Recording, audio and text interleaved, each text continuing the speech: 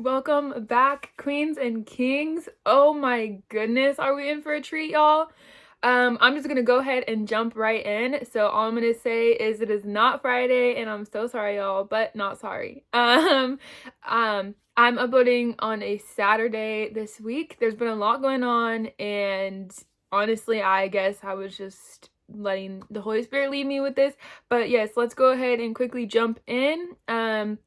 If you want to be able to watch any more of our future videos, as we actually are going to be diving into some more, we're diving into more content about trauma.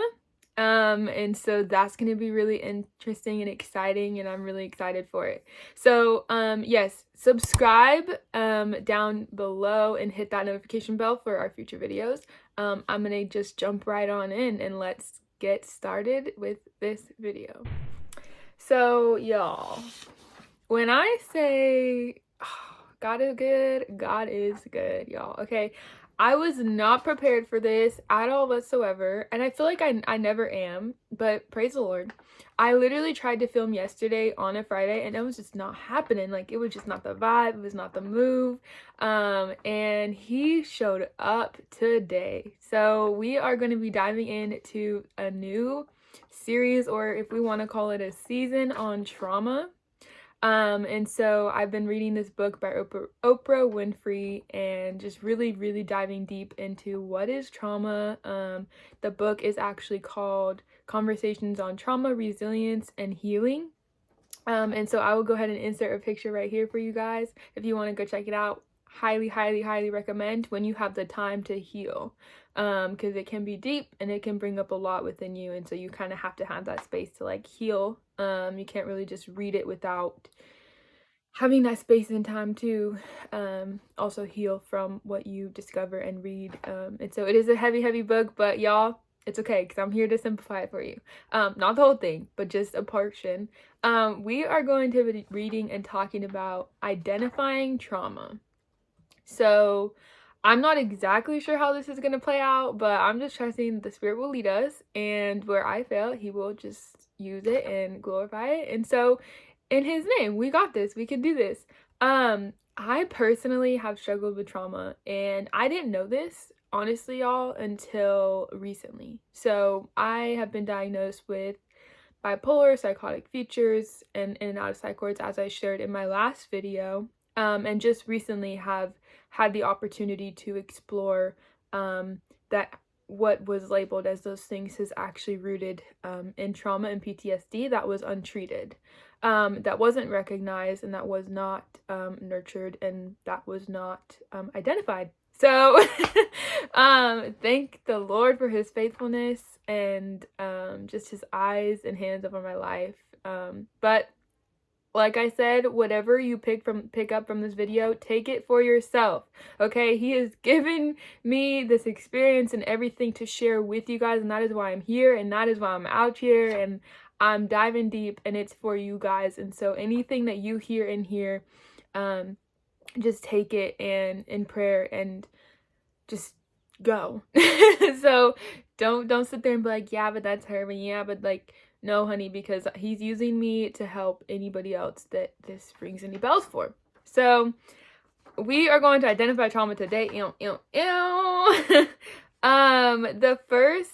So actually in this book, it's a book about Oprah Winfrey having a conversation with D.Perry. I don't know who that man is, but he's amazing, and the book is wildly amazing. So maybe y'all know who that is. I don't. I just know that reading this book has brought me so much healing and clarity over my own life. And so yes, and amen. So actually I will put in some of my experience too, but I'm reading off of this little script that I made to help me navigate this, so I get all the points in that I was given to share with y'all, just through reading the book and making notes and things. And I'll share some of my personal experience just so that I'll end up watching this video and I'll probably learn some more about myself that I didn't even know was there. Identifying trauma. So the first portion we're going to start with is Oprah talks about this. I don't want to call it an experiment, but she basically has a school, And she has a lot of girls at her school that come from various backgrounds, and a lot of them come from very traumatic backgrounds, very rough home lives. And they're at her school, and she talks about how they, just the transition of going from a very negative, traumatic background to a very healthy and nurturing school environment and home life. And so she kind of shares the experiences of these girls and how they've navigated their own journeys and their own traumas and things, and what that looks like for a person who's experienced trauma. And quite frankly, everything that I have on here, I can relate to. So yeah, I'm like, what? And so I will, pop in here and there with some of my personal experience to share with you guys as well. And so the first point is, so Oprah shares her experience with these girls at her school, and those of which who were smart and promising. Like, she was like, no, like, those girls have something. I'm gonna look into it. Like, they have something. And she shares that in a book, that they are smart and promising. So they can imagine determined, and they just have something that she's been able to see in them. And she says most of them were raised in an environment where they did not see or experience what real love looks like, let alone an expression of what real love feels like. Y'all, if we connect the dots to my last videos about what is love, does that, like, the fact that it's formed as a question shows that I understand this to the T. Like, what is love? I didn't grow up. This is 100% my experience, not knowing what love was, having to search for that on my own, thankfully finding Jesus, thankfully finding God and him meeting me, and, over time being able to experience a little bit more of that and have more of a solid foundation of what that is. But growing up in that same environment, that same headspace of not even knowing what real love feels like or looks like. So, and it's funny how she forms it. She says, they did not see or experience what real love looks like, let alone an expression of what real love feels like. Talk about trauma, okay? For women in their community, so these girls who grew up in really rough backgrounds, traumatic backgrounds, for women in their community, at home, and within the family, abuse was systematic. I can preach to that because I grew up, my mama was abused, my grandma was abused, my auntie was abused, now my cousins have been in abusive relationships. Like, there is abuse. It is so systematic. Like, it is normalized. It is normalized.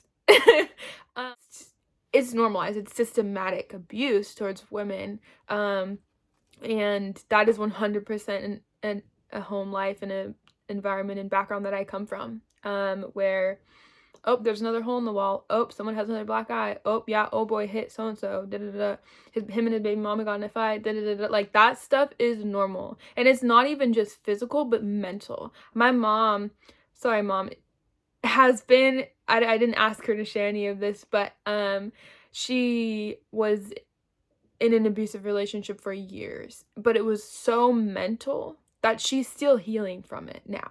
And it's been, a couple years now since she's been out of it. But this happens like rapid fire back home where I grew up and where I was raised and where the Lord removed me from. So 100% can vouch for this. Like, this is, y'all. And so, then some of the examples are people not showing up when they say they're going to, not following through with what they say they're going to. And so, like, for me, growing up, all the way down to just holidays, like, people saying they're going to show up when they say they're going to show up, or me really needing to do something that is important for my future and saying, hey, can I get a ride here? Or, hey, can you do this for me? Or, hey, can you do this? Normal things that are important for someone to experience and to grow. To experience love is like, I'm gonna say what I mean, or my brothers have experienced, like, I and my brothers have experienced a lot of times in our lives where family members are like, oh, I'm gonna get you this for your birthday, and then they don't do it. Or, oh, I'm gonna go take you to do X, Y, and Z, and then they don't do it. Or, oh, I'm gonna go do X, Y, and Z for you, and and it doesn't happen. And that is like, man, let me just leave it at that. And so Oprah also mentions that, because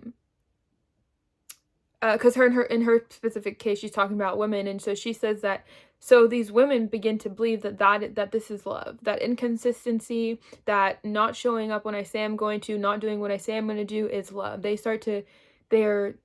become to gain familiarity with that type of love. Like they call this love because that's all that they've experienced. They haven't experienced anything else. And can you blame them?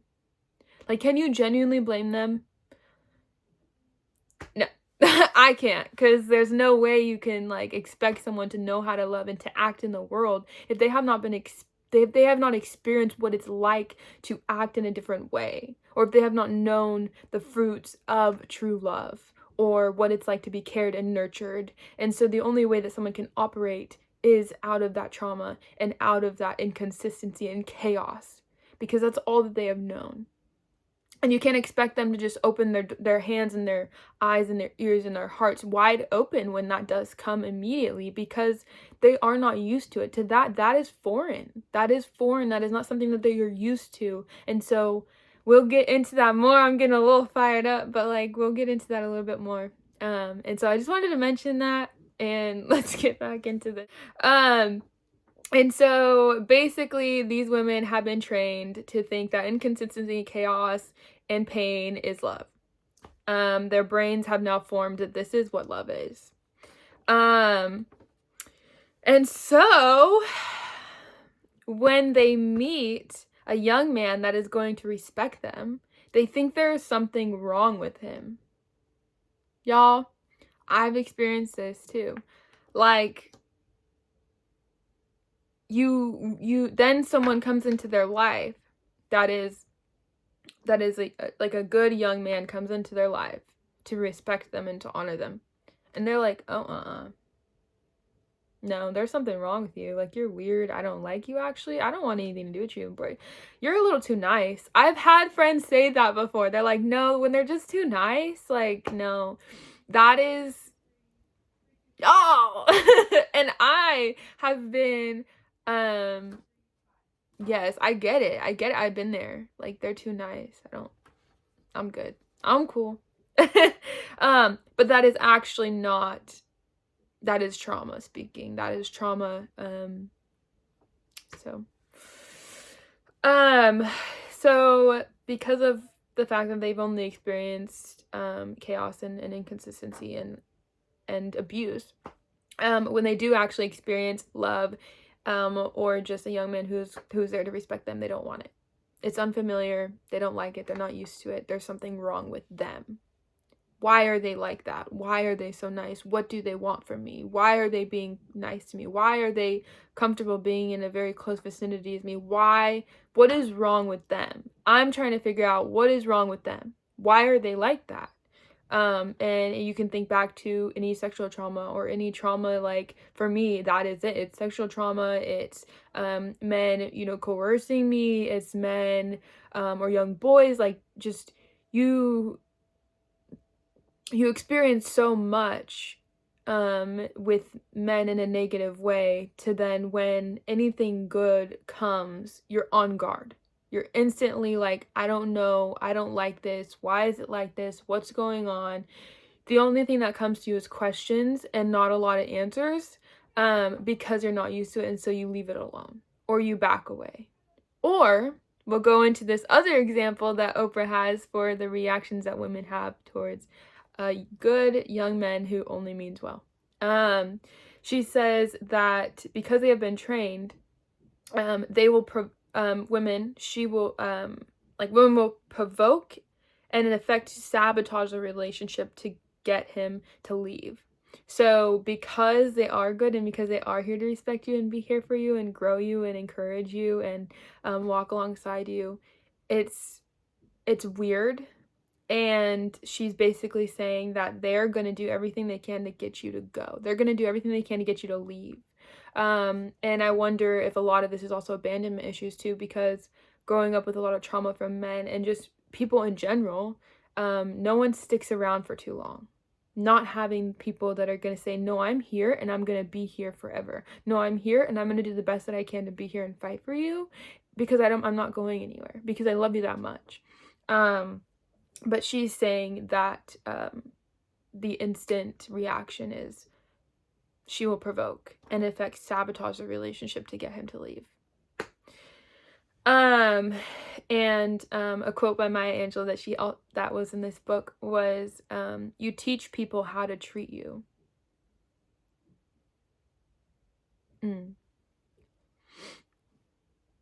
You teach people how to treat you. And so in the effect of someone who, I've been guilty of this, it has experienced, young men that have been in my life for good reasons, and just there is no ulterior motive that I know of. Because of how my brain has been trained to think about men or boys or just males in general, it's not only the fact that like I'm not familiar with it, I don't like it, it's weird, but it's also unknowingly, because of my reaction to you, I'm now teaching you how to treat me.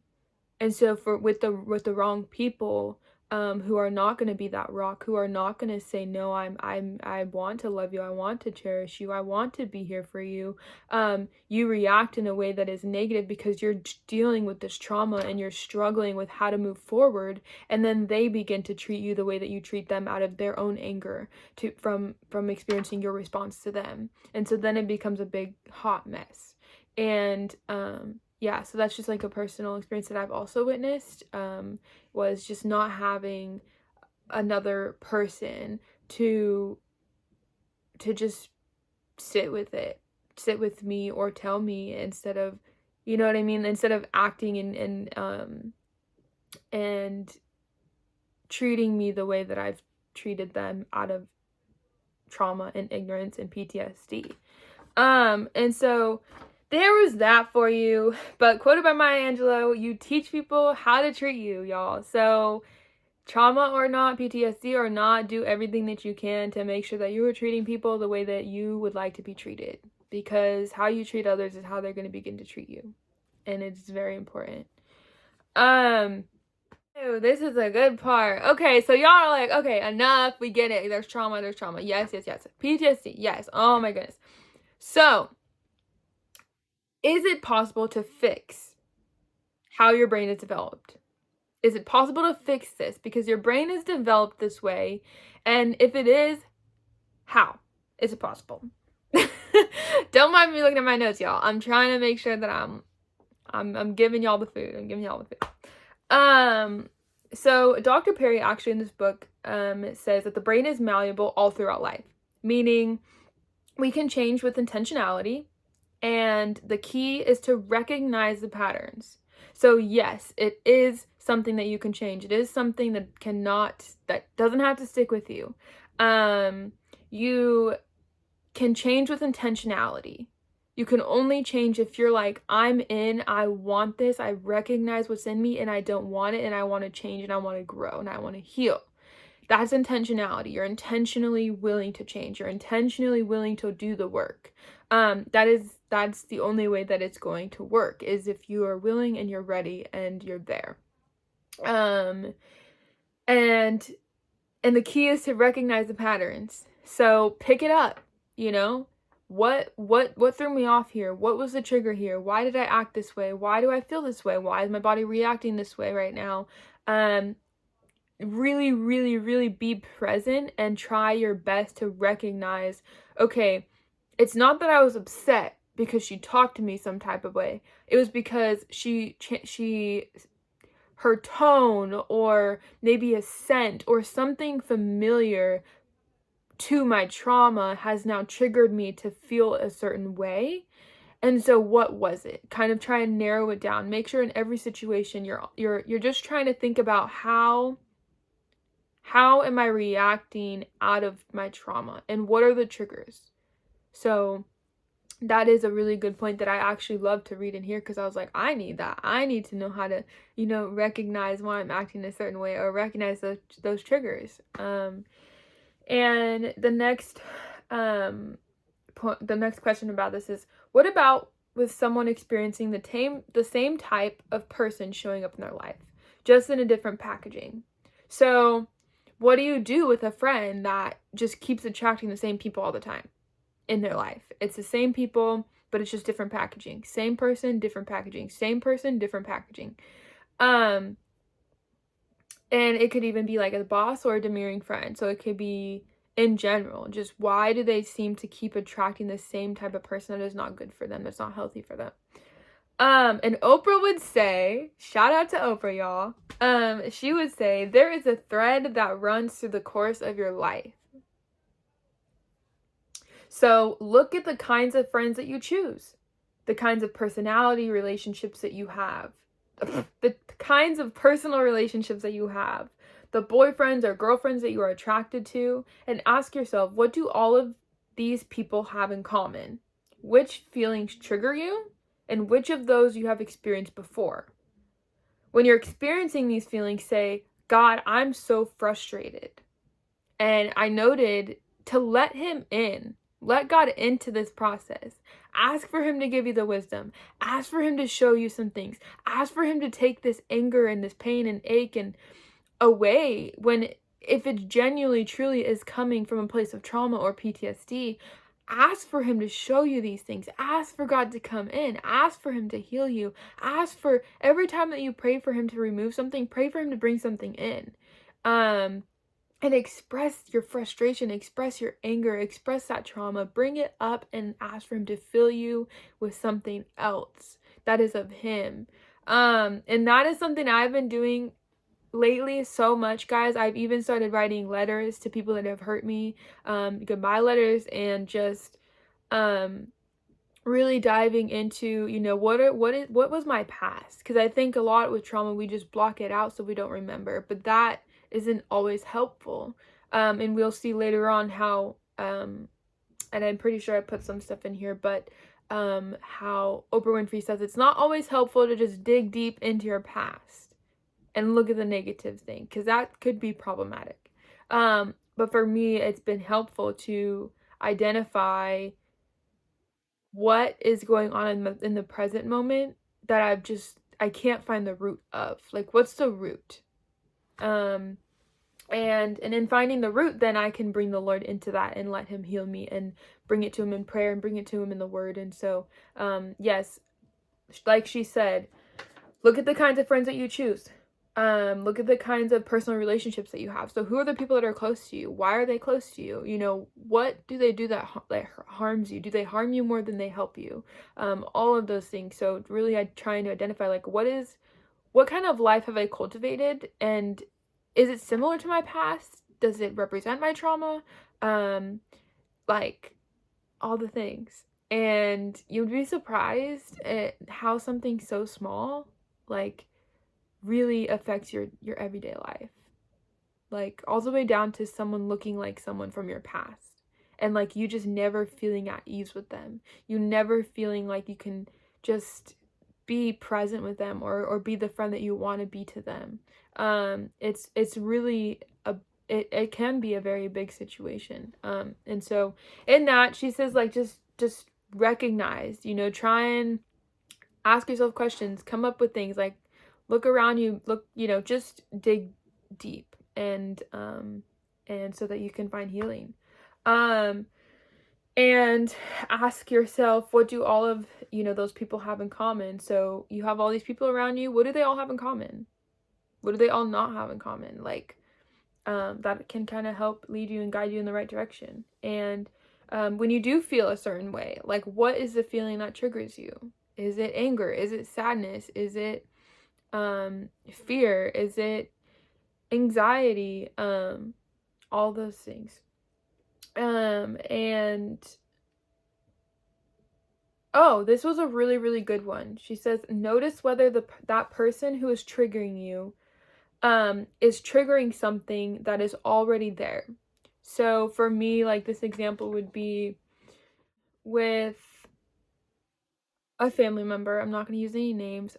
With a family member, they, as soon as I get on the phone with them, I feel icky. Like, I just feel like I don't want to be talking to you right now. Like, you make me sick, you make me anxious, you make me just feel heavy and icky. Like I don't want to talk to you, but yet I still do it anyway.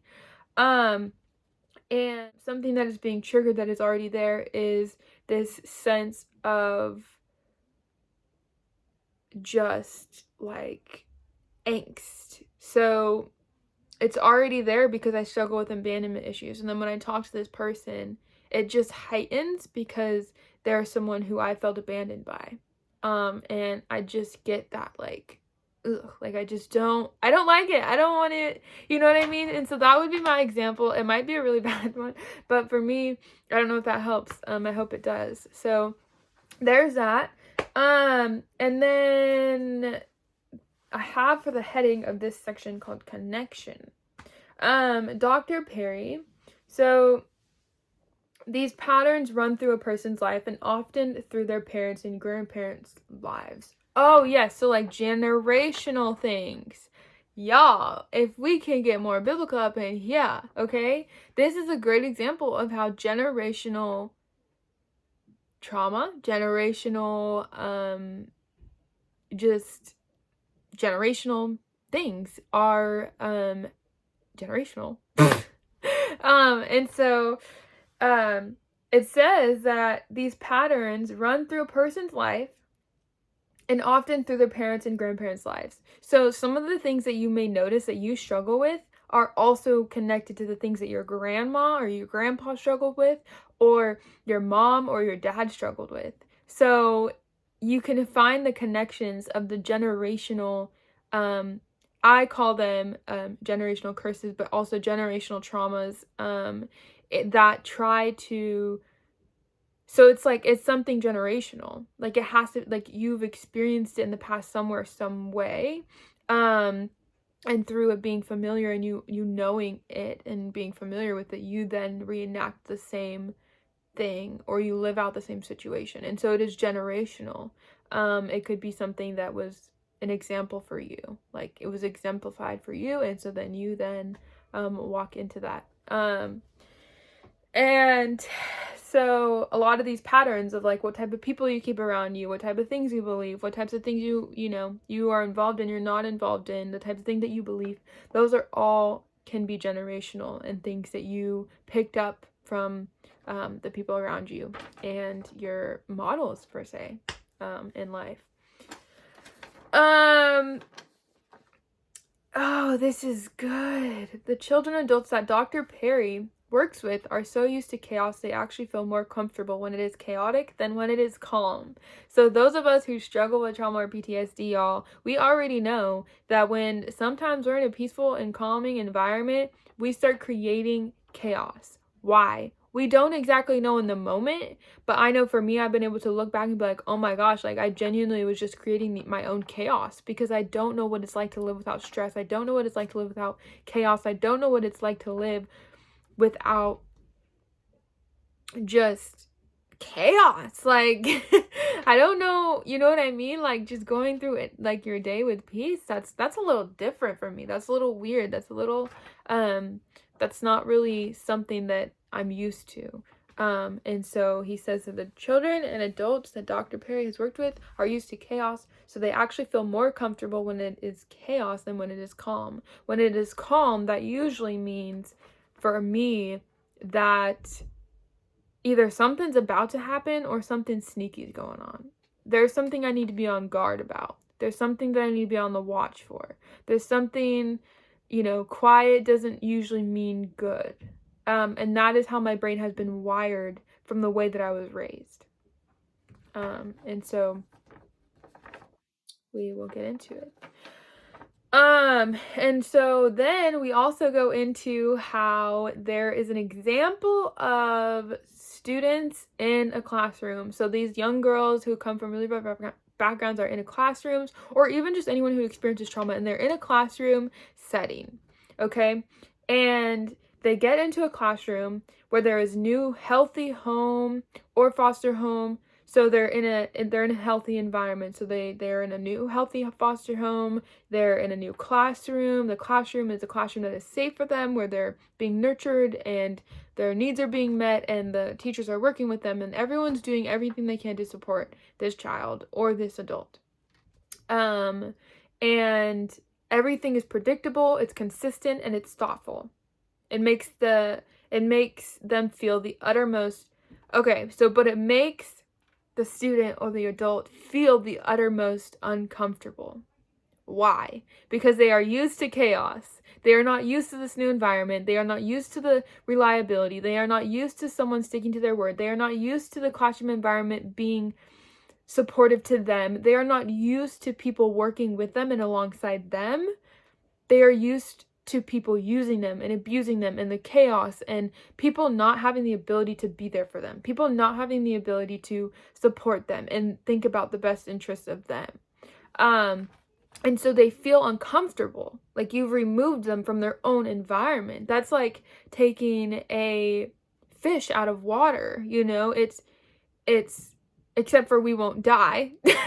Hopefully, if we have the right pointers, and if we have the right guardians who are going to come over us and come alongside us in this process instead of work against us, and we'll get into that a little bit more. But just talking about how it's literally like you've removed someone from everything that they've known. You've removed them from all that they know. Like, you can't expect them to just walk into it with open arms. Like I said in the beginning of this video, you can't expect them to just come in and say, yeah, I'm willing and I'm ready, let's do this. It's not going to work that way. It's going to take time. And I'm getting a little ahead of myself. So we'll go ahead and move forward. But I talk about that a little bit more in here. And so actually where, people who are supporting that child their brain is like, well, you should be more grateful. You should be more happy. You should be more prosperous in these areas. You should be, their headspace is we're giving you what is what you need. And it seems as though things are getting worse when they should be actually getting better. But the reality is things always get worse before they get better. And you removing someone from such an environment, removing someone from trauma and PTSD and from, generational trauma, like, you can't remove a fish from water and expect for it to swim. In order for it to live, you have to tend to it out of the water. You have to, pour some water over it, like, keep pursuing it and finding ways for it to thrive in this new environment that actually is healthy for them, but they're just not used to yet. And don't let that fish die. Okay? They do need you. They do want you. They do need you to pursue them. They do need someone to believe in them. They do need someone to say, no, I'm here for you from here on out. Like, but they also just need it's a transition. It's a transition that's going to need tending. It's a transition that's going to need work. It's a transition that's going to take time and patience. And we'll get into that a little bit more. And so there's that. But then, so just recognizing that, removing children from, abusive homes and putting them in healthy ones, or removing them from abuse, like schools that were not supporting them or were not able to give them what they needed, and putting them in a new one, it makes them feel even more uncomfortable, because you have to recognize that change, that shift. Like, their whole worldview is weird. Their whole worldview to them now is wrong. Their whole worldview, they're trying to figure out just how to be in the presence of other people who have been given what they weren't, and like looking around, and it's a whole different world. So just recognizing that, and yes, teachers and foster parents have likely expressed that, for example, a foster parent or a teacher will say, the student acts as though they want to be punished. They act as though they want me to react. They act as though they want me to, like, hit them or something. Like, they want the anger. And Oprah and Dr. Perry say that the child is seeking predictable response from the world. Right now, they don't have anything predictable. They're in the in-between of just not knowing. And so what they're trying to do is they're trying to seek a predictable response from the world, because they don't have that right now. They're just trying to figure out what's going on. They're like in this middle area. And the predictable response for him is being punished or excluded or minimized. That's predictable to them because of the trauma and PTSD. Their punishment and exclusion and being minimized, they're trying to get that from you because that's predictable to them. That was the behavior that they would get and receive on a daily basis. So they're trying to find that somewhere because it's familiar. Not because they want to be punished, but because their brain is telling them like they have been raised this way. So they want something familiar. They want something like that. So they're seeking that. But if you really look at the root, no one wants to be punished. No one, you know what I mean? Like, yeah. He is looking for evidence that his worldview is accurate. So, yeah. For example, the world is chaotic. People aren't trustworthy. I don't belong. These are all things that that kid or that person may experience, that adult or a child may go through. I don't belong. I'm not trustworthy. People aren't trustworthy. The world is chaotic. Those are beliefs that they have been raised with. So they're going to act accordingly. So this may lead to them trying to be being kicked out of class or kicked out of the home. Those who have adopted and have experienced anything like this, like they will do everything they can to get kicked out of that home. They will, they will do what they can to be kicked out of the class. I know growing up at school, that's all I did. I was I was the problem child. Girl, was I traumatized. I grew up, I was like in and out of schools. I liked being kicked out of school. I literally would do everything that I could to get kicked out of school. I would walk on people's toes. I would upset my teachers. But there was a lot going on in my home life that they didn't understand. And so in a lot of areas, they failed me. They punished me. They blamed it on me instead of trying to figure out, okay, what is really going on with this child and where can we be here for her? How can we tend to this child and give them what they need? And how can we look a little bit deeper beneath the surface and figure out what's going on? And they would have found a lot. They would have found that I just wanted to be loved and that I just wanted to be able to go to a non-chaotic household. They would have found that I was just a little girl who was not nurtured, who was not cared for in the way that she needed to be, and who was seeking a predictable punishment, a predictable outcome, punishment and abuse and hurt and something that she was used to, anger. They would have found all of those things, but instead it's okay, I got a testimony.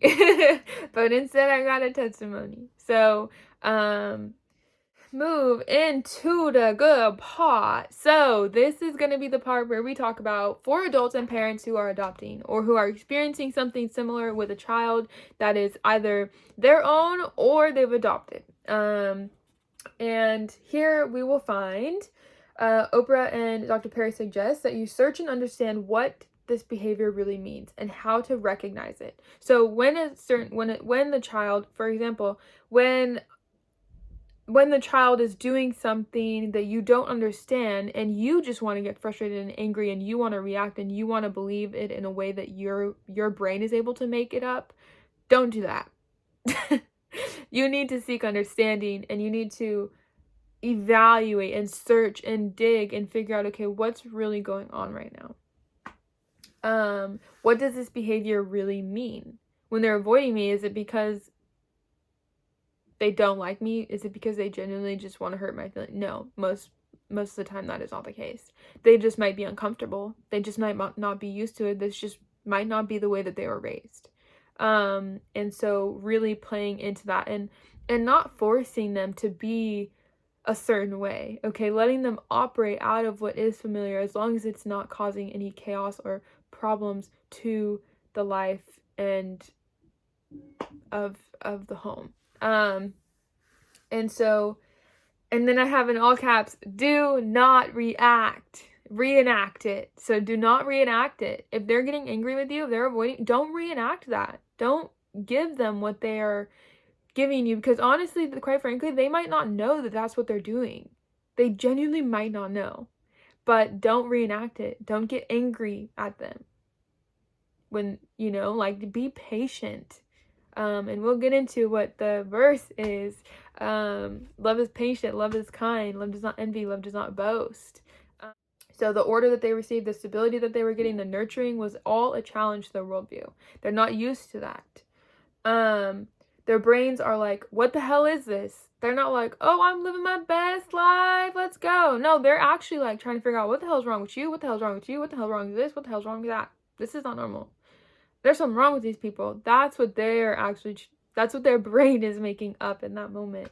And they want something familiar. So they act out. They create chaos where there is order, thinking I'm going to make something familiar. They want disorder because they want familiarity. So familiarity, they actually they're, I would say, grieving their environment. They're grieving what they're used to. And what do we do? So I know y'all are like, okay, this is a lot. This is heavy. There's all this and this and this. But what do we do? So what we do is we give time. So for people like me, I'm going to say, give us time. Give us time and experience, and be patient and understanding with us, because I promise you, if you do anything but these things, it's just going to get worse. So be patient with us, be understanding, ask questions if you're curious, and just give us time. And show us that you are committed. Show us that if you say you're going to do something, you're going to do it.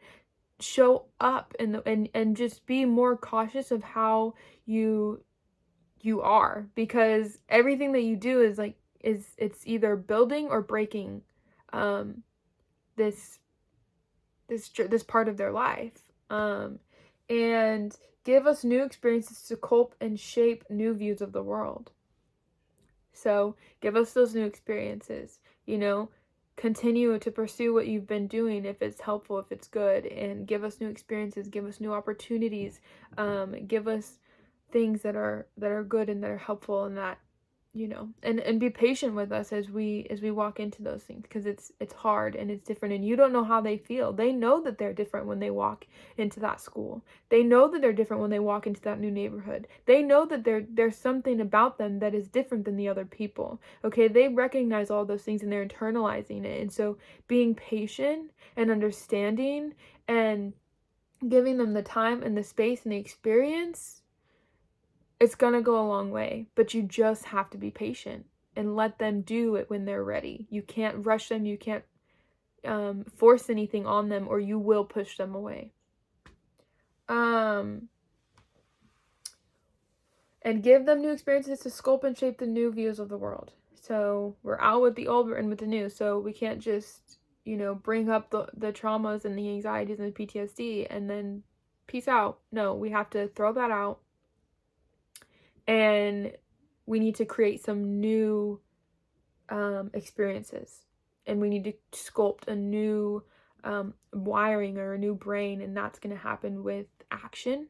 And it's going to happen with how you treat them. It's going to happen with the words that come out of your mouth. It's going to happen with the way that you react to things. Your senses, like if you're angry but you're passive aggressive, they're picking up on all those things, and you're making them feel uneasy. And so recognizing, like, okay, they pick up on stuff that you don't think they pick up on. That's what I'm gonna just leave it at that. What is the most important? These things take patience. These things take time, and they take therapeutic help. So time, patience, and therapeutic help are the most important things for anyone who's helping or walking alongside those who experience trauma and PTSD.